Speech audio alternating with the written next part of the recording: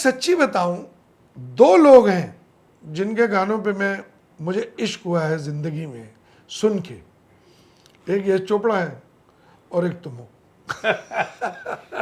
जैसे धड़कन का वो गाना तुम्हारा, दिल ने ये कहा है दिल से मोहब्बत हो गई है तुमसे। दिल ने ये कहा है दिल से मोहब्बत हो गई है मेरी।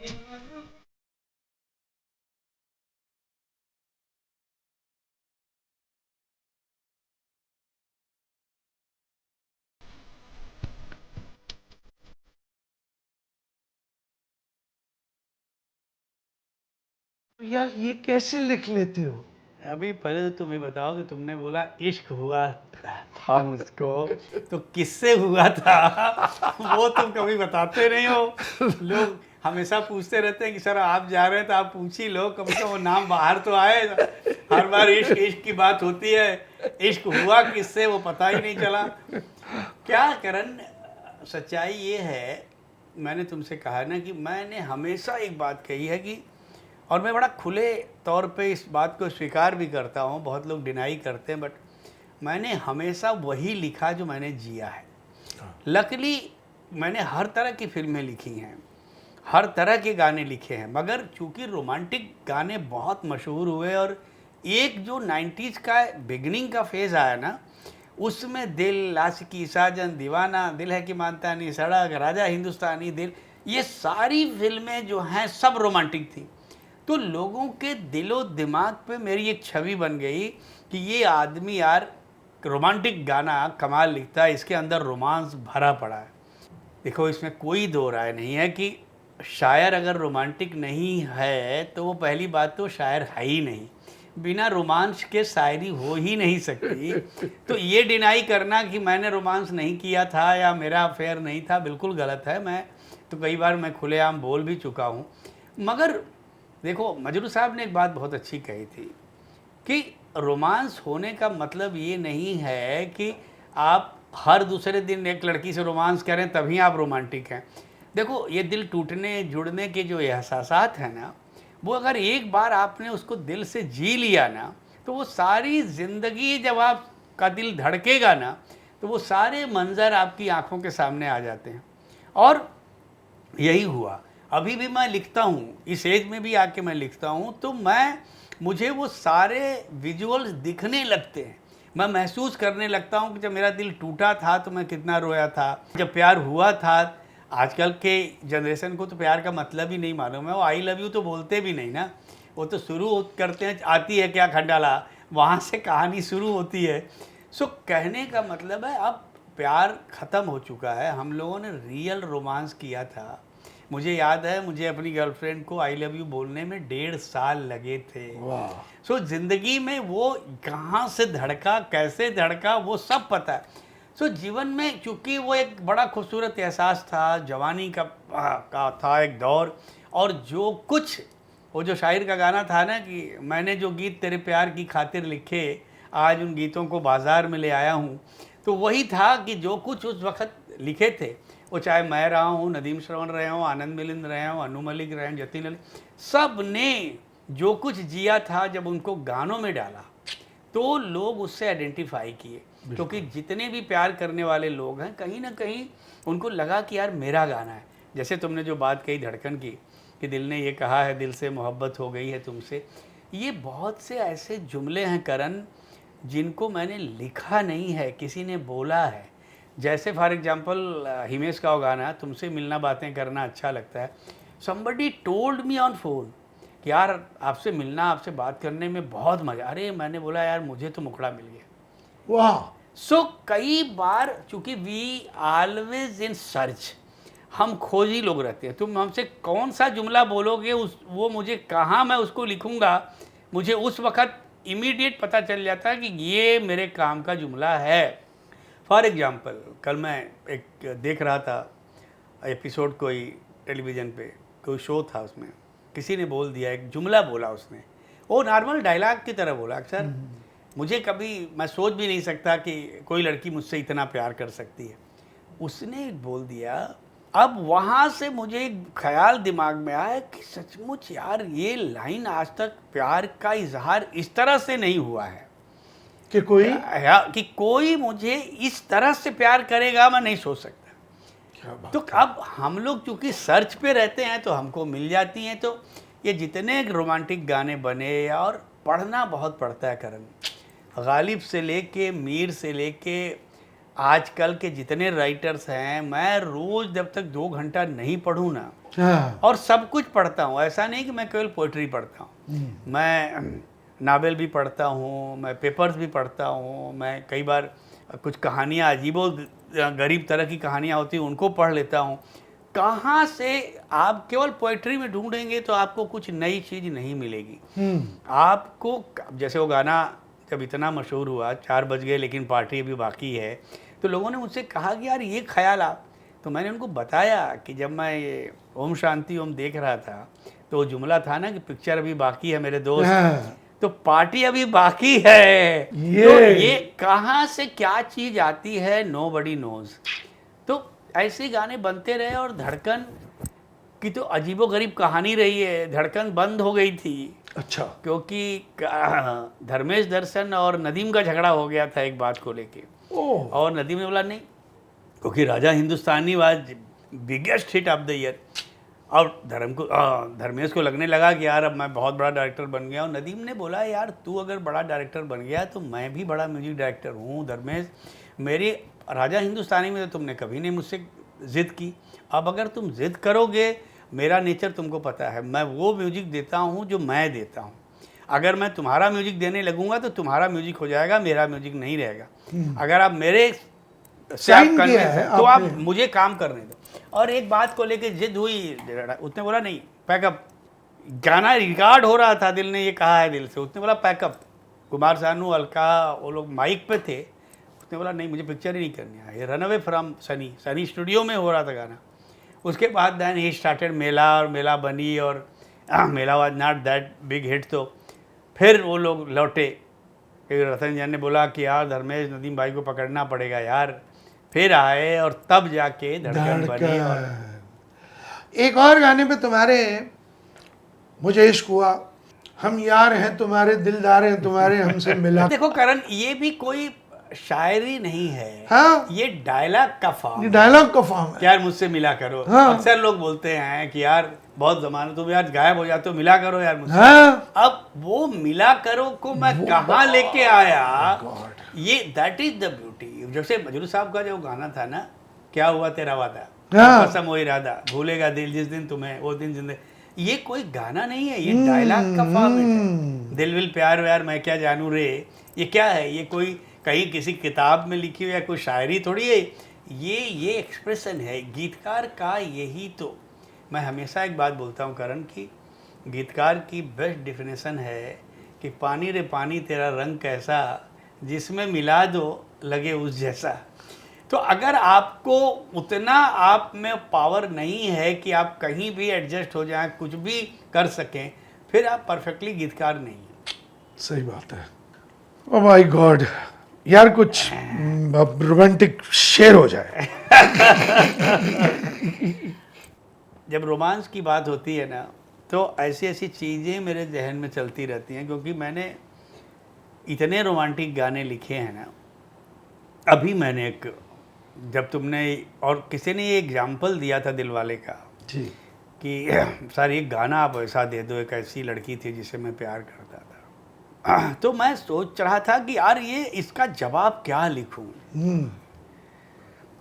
मैंने बोला नहीं, अगर इसने कहा है कुछ तो करना पड़े। तो एक जुमला देखो मेरे दिमाग में आया कि जब मैं देखता हूँ कई बार जब झगड़ा हो जाता है लड़के लड़की के बीच में, और लड़का फ्रस्ट्रेशन में आता है या कुछ कहता है, तो वो जो बहुत दुखी होता है तो एक जुमला बोलता है यार, वो मुखड़ा है कि दर्द सहे लाखों जहर का घूंट पिया, दर्द सहे लाखों जहर का घूंट पिया, इस लड़की के लिए मैंने क्या क्या नहीं किया। क्या बात है।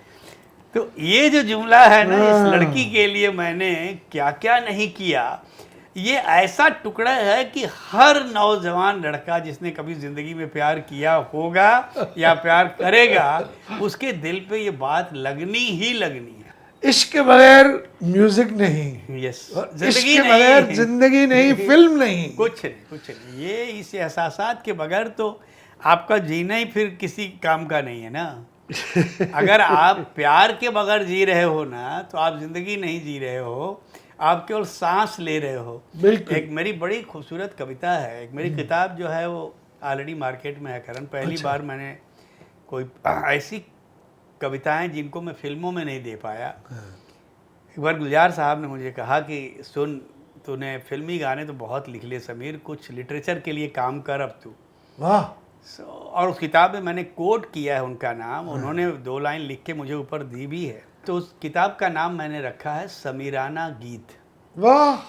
तो सब एक्सपेक्ट कर रहे थे कि चूंकि मेरे फादर इतने बड़े शायर रहे हैं, गीतकार रहे हैं, तो मैं ये किताब उनको डेडिकेट करूँगा, मगर वो किताब मैंने अपनी माँ को डेडिकेट किया। How sweet. और माँ के ऊपर एक शेर मैंने लिखा। मैंने 2 फिल्मों में मुझे माँ पे गाना लिखने का मौका मिला। बेटा का वो गाना था कि आज मुझे मेरे बेटे ने आज मेरी माँ ने मुझे बेटा कह के बुलाया है। और वो लाडला का था, तेरी उंगली पकड़ के चला, तेरे आंचल तले में पला, माँ मैं तेरा लाडला। तो मैंने बोला यार, माँ एक ऐसा इमोशन है, और माँ मेरी कुछ दिन पहले ही गुजरी थी। Oh no.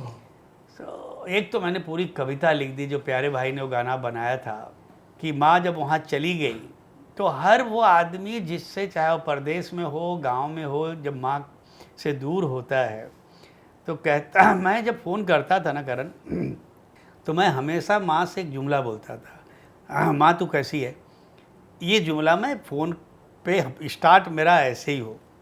तो मैंने वो गाने में लिखा कि वो मेन गाने का कैच था, तू कैसी है माँ, मैं हूँ परदेश में, अजनबी देश में, कुछ भी अच्छा नहीं लग रहा है यहाँ, तू कैसी है माँ। वो पूरी मतलब मैं अगर सुना दूँ ना पूरी कविता ना, तो कोई भी रो दे वो। और लास्ट उसका अंतरा जो है वो वही है कि मतलब मेरा बचपन मुझे याद आने लगा, लोरियों में कहीं गुनगुनाने लगा, तेरे आंचल के तले छुप के रोने लगा। लास्ट में बोलता है कि इस तरह से रुकेगा ना ये सिलसिला, मेरे जुर्मों की मुझको मिलेगी सज़ा, मेरे बच्चे भी मुझसे जुदा होंगे जब, तेरी तकलीफ़ का होगा एहसास तब, मुझसे रूठे से लगते हैं दोनों जहां, तू कैसी है माँ। देख कितना मैं खुदगर्ज हो गया कि मैं अपनी फैमिली, अपने बच्चों के लिए मैं तुझे छोड़ के चला आया परदेश। सो मैंने कहा कि नहीं, मुझे माँ के ऊपर 2 लाइन लिखनी है, तो 2 ही लाइन मैंने कविता लिखी, 2 लाइन लिखी है उस पर। कहता है कि कैसे पूरी होती मन्नत देख ली, कैसे पूरी होती मन्नत देख ली, मैंने माँ को देखा जन्नत देख ली। सो बात कहने का ये जो बख्शी साहब बोलते थे ना कि दूसरी लाइन में अगर आ नहीं निकले ना तो तुम्हारे कहने का कोई मतलब नहीं है। तो उसमें जितनी कविताएं हैं, तो वो जो मैं बात कर रहा था कि प्यार के बगैर ज़िंदगी जीना मतलब बिना नमक के खाना खाने जैसा है।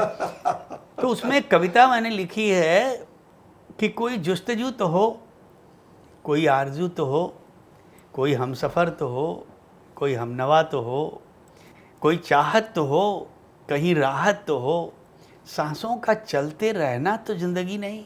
वाह। कि ये यूँ बेसबब जहाँ में जिए जा रहे हैं हम, जैसे कोई गुनाह किए जा रहे हैं, ये कोई मतलब ही नहीं यार। ज़िंदगी है तो कहीं कोई हौसला तो जीने के लिए हो, कोई तो एक ऐसी चीज़ हो जो आपको जीने का उत्साह दे, हौसला दे, मज़ा आए जीने में। जब कुछ नहीं है तो बेहतर है निकल जाए यार आदमी। हाँ। केवल सांस लेने के लिए जी रहे हो यार, what is the purpose of life. मुझे लगता है कि दुनिया 2 हिस्सों में बांटी जा सकती है, एक वो लोग जो जी रहे हैं और एक वो लोग जो इश्क कर रहे हैं। यस। मैं और शेखर आजकल जो चल रहा है इजराइल और फ़लस्तीन के बीच, मैं और शेखर हमेशा एक बात किया करते थे, और ये मेरे पास एक कहानी भी है, love in the times of war. तो उसके लिए हम टाइटल ही रखना चाह रहे थे, लव एंड वॉर। तो सब बिखरा पड़ा है, सब टूटा हुआ है, सब बम्बार्ड हुआ पड़ा है, लेकिन दो लोगों को इश्क उसी समय हुआ है। और वो किस तरीके से वहाँ से वॉर जोन से निकल के पीस जोन में आते हैं। और ऑफ कोर्स अगर आप टाइटैनिक को फॉलो करो तो फिर लड़का अपनी कुर्बानी दे देता है, लेकिन ये ज़रूर कर देता है कि लड़की कहीं किसी सही जगह पहुंच जाए। तो ये यू नो, तो इश्क के मायने तो अब आप सोच सकते हो, अगर कल को मैं और शेखर अगर ये फिल्म बनाते हैं तो यार तुम इस पे गाने तो मतलब कमाल ही लिखोगे। कहानियां एक तरफ जंग है और एक तरफ मोहब्बत पनप रही है। क्या होता है ना करण, हम जितने राइटर्स, गीतकार खास तौर से, हम दो लोगों पे बहुत डिपेंड करते हैं, ये कहानी और एक सेलेक्टर। अगर ये दो राइट है ना तो आपसे अच्छा काम करवा ही लेंगे। इसीलिए क्यों राज कपूर के गाने, राज खोसला के गाने, बी सुहास के गाने, यश चोपड़ा के गाने, इन लोगों के गाने अच्छे क्यों होते थे? Because they were very musical. मैं जो किस्से सुनता हूँ राज जी के बारे में, कैसे मैं सौभाग्यशाली रहा कि उनके आरके में मैंने पिक्चर लिखी भी, जो एक ही पिक्चर ऋषि भैया ने डायरेक्ट की थी, आप लौट चले। सो उन्होंने जो किस्से बताए, मुझे लगा यार ऐसे काम होता था। ग्रेट काम जो होता है ना, बोलते थे ना लोनी फार्म में, जब वो पिक्चर कंप्लीट होने के बाद नई पिक्चर के बारे में जब सोचना होता था तो वो लोनी फार्म में लेके जाते थे पूरी, और नो कहानी राइटर, नो, केवल म्यूजिक टीम। हाँ, मैंने भी ये उस दिन पढ़ा। शंकर जयकिशन, शैलेंद्र और राज जी। और वहाँ दुनिया का सबसे बेहतरीन खाना, सबसे बेहतरीन इंटर। और मैं उस फार्म हाउस पे गया हूँ उनके, मैंने देखा है वो लेक के ऊपर ब्रिज बनाया हुआ है और वहाँ बैठते थे और बोले यार कुछ मज़ा लेते हैं, हमने बड़ी मेहनत की, पिक्चर सुपर हिट हो गई है, इंजॉय करेंगे, कुछ अगर आ गया तो कर लेंगे, नहीं तो नहीं। तो इतनी इज्जत, इतना वक्त, इतनी मोहब्बतें दी हैं इन्होंने, क्योंकि मालूम है क्रिएटर कोई कंप्यूटर नहीं है जिसको बटन दबाया निकल गया। वो एक चीज का भूखा है, आपकी मोहब्बतों का। बिल्कुल। अच्छा, मुझे याद आ गया, एक बार शेखर कपूर और मैंने भी यही फॉर्मूला ट्राई किया था, आपको और आनंद मिलिंद को लेके लोनावला चले गए थे ड्यूक्स में, और ड्यूक्स में रह के हम कुछ दुश्मनी के लिए। तो ये था करण, मुझे वो याद है ड्यूक्स में। अच्छा, मुझे आदत थी, तो मैं हमेशा हर सुबह उठूं तो देखूं तो शेखर स्विमिंग पूल पे बैठा हुआ है, बैठ के, हाँ आओ आओ भाई आओ यार कुछ खाते हैं, चलो स्विमिंग। अरे उन्होंने बोला भाई तू ये गाने कब बन, अरे मार गाने को यार, गाने बन जाएंगे जब बनने होंगे।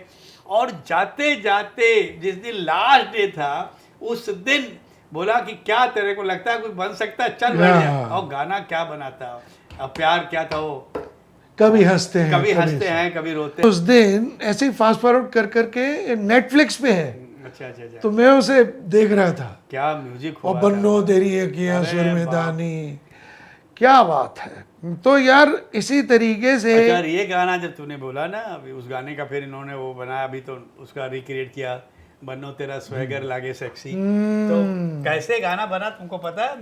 मिलिंद की सगाई थी और सपना अवस्थी को वहाँ संगीत कार्यक्रम में गाने के लिए बुलाया था। अच्छा। तो शेखर को भी हम लोगों ने बुलाया कि यार तू आजा शेखर। तो जब उसको लगा कि संगीत, सब म्यूजिक से उसको बहुत लगाव है, तो बोला आता हूँ। हमने बोला यार कोई फोक सिंगर है बड़ी कमाल की, तू आ। जैसे उसने ये गाना गाया सपना ने ना, उस वक़्त तो कुछ नहीं बोला, सुबह फ़ोन किया कि समीर पकड़ इसको और लेके आ मेरे पास, मुझे ये गाना चाहिए। अरे मैंने बोला ये तू तेरी पिक्चर में दुश्मनी में कहाँ है? बोला मैं क्या करूँगा, तू छोड़ दे, मुझे ये गाना चाहिए। क्योंकि वो फोक का गाना था। सही है। तो मैंने सपना को बुलाया और फिर हम लोग किए पूरा गाना, और कितना बड़ा हिट गाना है बाप, बहुत बड़ा। और फिर उसके बाद इतना बढ़िया लगा मुझे कि मैंने उसकी इतनी सही सिचुएशन, जहाँ मनीषा गुराला और सन्नी की शादी हो रही है, तो वहाँ हमने बहुत ब्यूटीफुली लेके आया, फिल्म सिटी में शूट किया। करेक्ट। सो बहुत दुख होता है शेखर के साथ काम करने में, जो मजा आता था ना। ही सो इंटरेस्टिंग गाय। मुझे दुख हुआ कि यार इस आदमी से बहुत काम इंडस्ट्री को लेना चाहिए था। He so deserving, so nice, so humble. उसके बारे में इमेज कुछ लोगों ने अलग ही बना के रखी है, but the people who work with him Yeah. They knows कि यार he is the easiest person to work. 10-15 साल मैंने गुजारे। दुश्मनी में हम लोगों को लेके चला जाए, कभी वो माहिम में हो कोई, अरे वो पोर्चुगीजा, पोर्चुगीज, गोवा पोर्चुगीजा, गोवा पोर्चुगीज। और वहां बैठ के हम शॉट्स मार रहे हैं। शॉट मार रहे हैं, और वो एक आके आदमी वायलिन बजाते हुए आता था गाना। और हाँ, वो 2-3 लोग वायलिन कुछ बजा रहे थे, तो यहाँ बजाओ। और फिर मैंने, अच्छा वो पीता नहीं है ना ना लेकिन उसको मैंने वहीं टकीला शॉट्स हाँ। मारते हुए देखा, और वो आनंद और मिलिंद, वो तो बेचारे इतने भोले बंधु, उनको भी कह रहे मारो मारो। कमाल आदमी, कमाल आदमी। तो आज भी भाई सुभाष आदमी। जी मुझसे कहते हैं अगर इस इंडस्ट्री ने बेस्ट डायरेक्टर कोई पैदा किया है तो वो शेखर है। नो डाउट अबाउट, वो नो। तेरा दोस्त है, और चाहे मैं डायरेक्टर हूँ लेकिन मुझे ये कहने में कभी शर्म नहीं होती है, सुभाष जी कहते हैं। हाँ, सुभाष जी का कमाल है। सुभाष जी, अभी मैं याद है मुझे किसी रियलिटी शोज में गए थे, उन्होंने क्या खुल के कहा कि मुझे बहुत शर्म आती है जब राइटर और म्यूज़िक डायरेक्टर्स का नाम, आज इतना बड़ा पोस्टर में अभी आ रहा था, गणपत का पोस्टर लगा हुआ है, मतलब कुत्ते का नाम भी उसमें लिखा हुआ है, राइटर म्यूजिक डायरेक्टर का नाम ही पोस्टर पे नहीं है। तुमको याद है हम लोग जब काम कर रहे थे तो नदीम की शर्त होती थी, एग्रीमेंट में लिखवाता था कि फिल्म के पहले मेरा पोस्टर जुहू पे लगेगा हम लोगों का, उसके बाद म्यूजिक रिलीज होगा। और ये टाइम आ गया कि राइटर म्यूजिक डायरेक्टर का नाम, और प्रोड्यूसरों को मुझे समझ में नहीं आता कि इनको प्रॉब्लम क्या है। भाई इतना इम्पॉर्टेंट पार्ट आपकी पिक्चर का है, आज जो डेकोरेशन आया है फिल्मों की सक्सेस में, उसके पीछे कारण है कि म्यूजिक को इन्होंने फिलिंग द ब्लैंक बना के रखा हुआ। वो इम्पॉर्टेंस, मतलब कोई कहानी सुनाने को तैयार नहीं है, कोई मिलने को तैयार नहीं है। व्हाट्सएप पे गाने भेज दो, 25 लोग एक साथ गाने भेज रहे हैं, वहाँ गाने जज हो रहे हैं। कोई एक ऐसा आदमी बैठ के जज कर रहा है, कल के 18 साल के बच्चे जिनको शायरी और म्यूजिक से कोई लेना देना नहीं। सो इतने बुरे ये चीज़ें हमने की हैं जो हम अभी आपको बताए, और अब ये चल रहा है, इसमें कहाँ म्यूजिक अच्छा, कौन आदमी अच्छा काम करेगा? Nobody can work. वही म्यूजिक बन रहा है जो कि आज बना, आज सुना, कल खत्म। It's like a junk food, खाओ या और फेंक जंक दो, बड़ा, बस आगे बस। चलो। हाँ Yeah. बिल्कुल। So the state of music is quite bad, but फिर भी आई एम होपफुल कि कुछ मिल के अगर किया जाएगा। मैं तो करण, मैं तो अभी भी बोलता हूँ कि देखो, हमेशा बुरी चीज़ बहुत दूर तक नहीं चलती, अच्छी चीज़ आज नहीं कल आएगी ही आएगी। सही, सर्कल सही। है, अभी पैंट चल रहा है, बेल बॉटम आएगा ही आएगा। कब तक खींचोगे? यस, बट मैं ये बस एक दरख्वास्त करना चाहूँगा कि हम लोग दोबारा जब मेरी फिल्म लॉन्च हो, आप गाने लिखो और म्यूजिक डायरेक्टर तो हम चुन ही लेंगे। नहीं करण, और देखो मैं तो फिर हमें एक बार बक उसके बारे में करनी जरूरी है। मैं तो तुमसे कहता हूँ कि आज भी दिलवाले चलेगी, आज भी बरसात चलेगी, आज भी मिस्टर इंडिया चलेगी। और कयामत में तो हमने रिपीट ही कर दिया ना, वो लड़की बहुत याद आती है, वो भी तो चला। करेक्ट, हर चीज दुनिया में कभी भी अच्छी चीज चलेगी, और लोग आज भी, audience is ready to accept any good thing. Sameer, बहुत मजा आया, बहुत ज्यादा मजा आया। काश ये बक चलती ही रहे, लेकिन ठीक है, वक्त का तकाजा है, तो हम दूसरी बार जरूर मिलेंगे इस वादे के साथ। अगर कोई शेर सुनाना हो तो यार ये आप पर छोड़। या करण, देखो एक तो बहुत मज़ा आया तुम्हारा, जैसा मैंने कहा कि बक सही मायने में दोस्तों के बीच ही सही होती है, और हम लोग तो बात करते रहे तो ये 200 एपिसोड भी अगर तुम हमारे साथ करोगे ना तो ये ख़त्म होने वाला नहीं है। कहानियां, फिल्में, गाने कितने हैं इसके। बक कभी ख़त्म होने वाली नहीं है। जाते वक्त मैं एक ज़रूर शेर सुनाना चाहता हूँ, और जो मेरी ज़िंदगी का निचोड़ रहा है, और इससे नई पीढ़ी को बहुत हौसला मिलेगा, क्योंकि मैं भी बहुत संघर्ष करके ऊपर आया हूँ। एक होप देना चाहता हूँ उनको, और मेरी किताब समीराना गीत में ये शेर है कि जहाँ से बंद होते हैं सारे रास्ते, जहाँ से बंद होते हैं सारे रास्ते, वहीं से नया रास्ता निकलता है। क्या बात है। जहाँ से बंद होते हैं सारे रास्ते, वहीं से नया रास्ता निकलता है। हम सारी उम्र जिनको समझते हैं अजनबी, उन्हीं से कोई वास्ता निकलता है। जहाँ से बंद होते हैं सारे रास्ते, वहीं से नया रास्ता निकलता है। तो इसी उम्मीद के साथ आगे बढ़ते रहो और कभी मत सोचो कि यार अब मेरा क्या होगा। हमेशा ये सोचो कि अब मेरा अच्छा होगा। जितना बुरा वक्त आता है वो इस बात का संदेशा देता है कि उतना ही अच्छा आगे आने वाला है। ये किसी ने बहुत अच्छी बात कही है कि मैंने वो एक कदम बढ़ाया ही नहीं, वहीं से वापस आ गया जिस कदम पे मंजिल इंतज़ार कर रही थी। क्या बात है। तो मंजिल है, तुम्हारे पाँव की तलाश में है, बट चलना मत छोड़ना। थैंक यू वेरी मच करण, और बहुत मज़ा आया तुमसे बात करके। और हमने तो बहुत काम किया है यार, और करेंगे, बहुत सारा काम करेंगे। बिल्कुल। और मैं दुआ करता हूँ कि तुम्हारी एक अच्छी पिक्चर बहुत जल्दी शुरू हो और म्यूजिकल हो। और इस चैलेंज, मैंने तो कपिल के शो में बोल के आया हूँ मैंने कहा है कि एक पिक्चर मैं बोल रहा हूँ, मुझे ज़्यादा मत दो, एक क़यामत से क़यामत, एक दिल और एक आशिकी दे दो। वो अगर नहीं चले उसका म्यूजिक, तो फिर मैं रिटायर वहीं डिक्लेयर कर दूँ। क्या बात है। मगर तब तक नहीं हारूंगा जब तक मेरे अंदर वो हौसला है कि नहीं, अभी लड़ाई बाकी है। बस फिर तो यही है कि अब लव एंड वॉर बन के रहेगी और समीर उसके गाने लिखेगा। म्यूजिक डायरेक्टर के बारे में हम आपको बहुत जल्द बता देंगे। जय माता दी, जय माता दी। जय Sameer, thank you so much. Thank you Siddharth, bye.